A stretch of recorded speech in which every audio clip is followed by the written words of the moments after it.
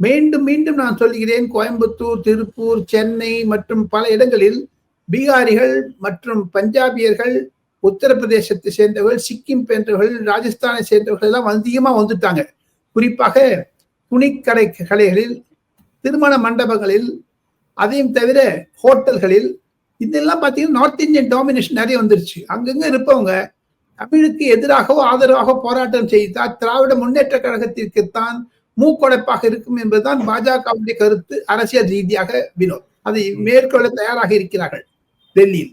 இல்ல, ஆனா 2150 கோடி ரூபாய் இது தமிழக அரசுக்கு வர வேண்டிய நிதி, இது நம்முடைய நிதி.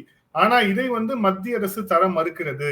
மத்திய கல்வி அமைச்சர் தர்மேந்திர பிரதான் சொல்லும் போது தேசிய கல்விக் கொள்கை ஏற்றால்தான் இந்த நிதி கொடுக்கப்படும் சொல்றாரு அப்படின்னு சொல்லிட்டு அதை ஒரு இஷ்யூவா பேசி இருக்கிறாங்க. சோ இப்போ தர்மேந்திர பிரதானை மையப்படுத்தி போராட்டங்களும் வெடிச்சிருக்கு. நேற்று நீங்க பார்த்திருப்பீங்க, அவரோட வீட்டுல அந்த மாணவர்கள் போராட்டத்தையும் பார்த்திருப்பீங்க. இது இப்படியே நீடித்தால் என்ன நடக்கும்னு நினைக்கிறீங்க? டெல்லி இதுல ஏதேனும் ஒரு முடிவை எடுக்குமா? டெல்லி நேரடியாக தலையிடுமா இந்த விஷயத்துல? தலையிடாது.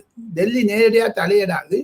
இனி மு.க. ஸ்டாலின் முதலமைச்சர் லா அண்ட் ஆர்டர் பார்த்து கொள்ள வேண்டிய முதலமைச்சருடைய பொறுப்பு.